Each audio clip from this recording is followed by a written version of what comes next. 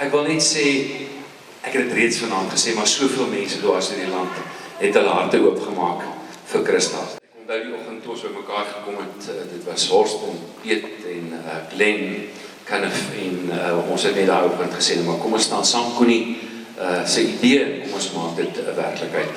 Baie dankie vir elkeen se aandeel. En nou gaan ek vra, laat die pianiste wat vanaand op hierdie verhoor is, asseblief na ons staan. Kom ons gee vir